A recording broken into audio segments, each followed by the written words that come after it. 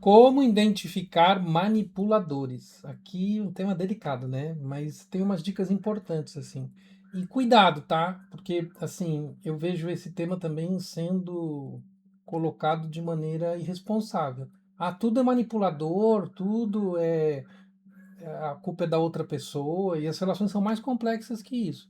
Trabalhando mais de 20 anos com terapia de casal, terapia de família, as relações são bem mais complexas, mas existe aspectos de manipulação que precisam ser delicadamente vistos para não estar preso neles.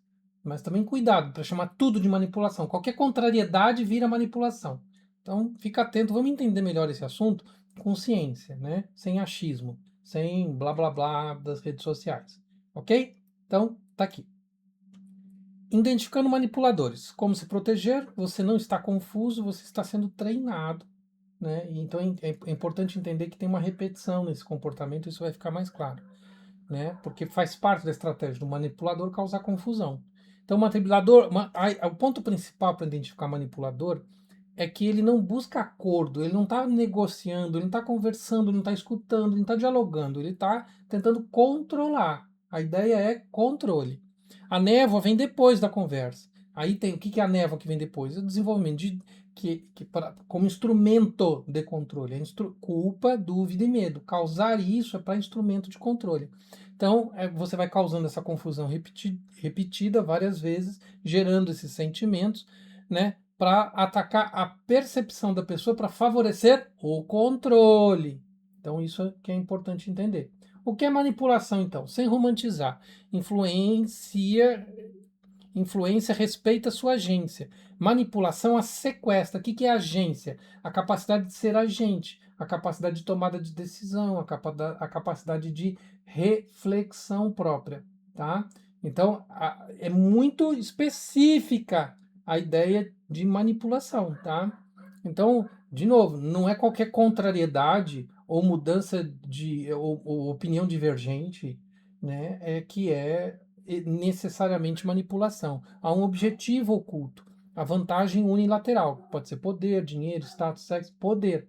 Né? Eu tenho controle. Por quê? Porque poder e controle estão relacionados. Né? Então existe esse objetivo. Né? Pode ser dinheiro, status, sexo, são tipos de poder. Né? A técnica central é distorcer a percepção.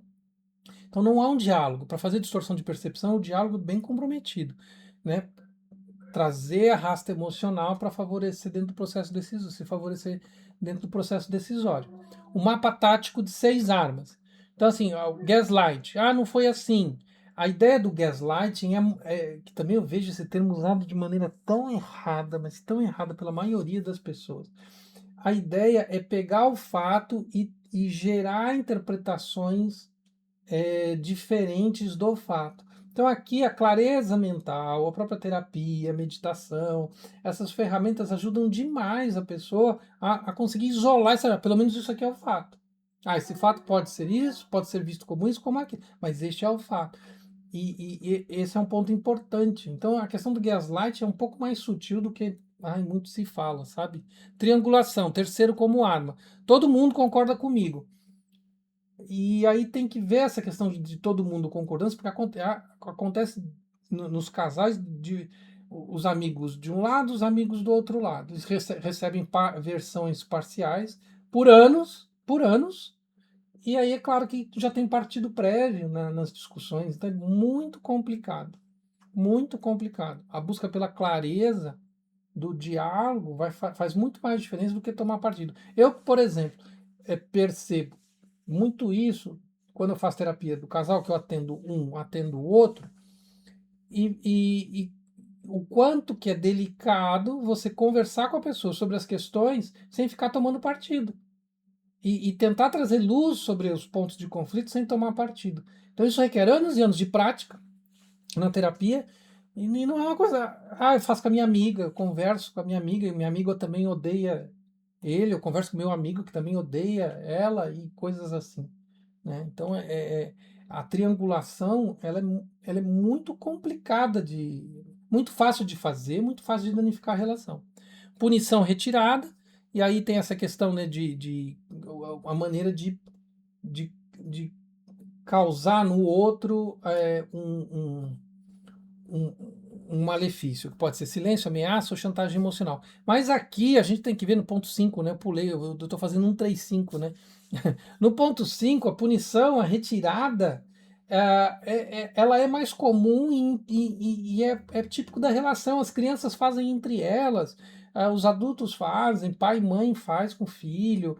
Então, só isso é, não caracteriza. Então tem gente que fala, a pessoa ficou chateada, ficou quieta, você está fazendo manipulação. Não, é natural esse tipo de comportamento e não é só isso que define, tá? Então cuidado para não usar terminologias terapêuticas da psicologia para definir comportamentos extremamente comuns. Culpa e dívida, aí tem essa característica da construção da culpa para a pessoa perder controle sobre si mesmo, isso é uma das características fortes. Isolamento, né, cortar aliados, testemunhas e referência, porque é parte do processo, o isolamento é parte do processo de enfraquecimento. Né? E a pressa, a ideia de que decisões têm que ser tomadas na hora, por causa que é jogo de poder. Né? Deixa eu tomar essa decisão enquanto eu tenho poder. Então, a pressa nas decisões faz parte, né, de uma sustentação de poder. A assinatura do manipulador. Quais são os traços centrais? Narcisismo, imagem acima de vínculo. Então, a questão de não buscar vínculo com o outro, sabe? De não de não procurar entender, de não procurar dialogar, é algo muito forte. Né? Então, a palavra narcisista está sendo usada de uma maneira é, exagerada também e muito errônea. Mas o ponto principal aqui é se a pessoa está. Porque às vezes você precisa, você tem os seus gostos, suas preferências e fazer valer seus gostos e preferências às vezes é necessário. E aí, você é narcisista por causa disso? Não. Agora, se repetidamente a pessoa não está nem aí para o vínculo com o outro, nem aí se preocupa com. E toda vez quer se fazer valer, aí sim, tá? Então, cuidado com o uso dessa palavra. Maquiavelismo, que é a mentira funcional, cálculo frio. Maquiavelismo é aquela coisa agora eu vou fazer isso para conseguir aquilo, né? Existe toda uma estratégia, tudo. E a gente tem que tomar cuidado porque muitas vezes os conselhos sentimentais, faz isso porque a pessoa vai se sentir assim, daí você faz um silêncio, mas aí você manda uma mensagem, depois você deixa uma flor, isso é maquiavelismo. Né? E aí isso é totalmente prejudicial para uma relação, porque perde o ponto principal para estabelecer a relação, que é a clareza, que é a tranquilidade. Porque você precisa de conforto, você precisa de estar bem para se relacionar com o outro, né? Então, esse maquiavelismo, ele é maléfico, né? Tem até alguns fetichismos com isso, mas assim, ele é danoso logo a médio prazo, quando tem esse tipo de fetichismo. E baixa empatia, que tem a ver com o narcisismo, né?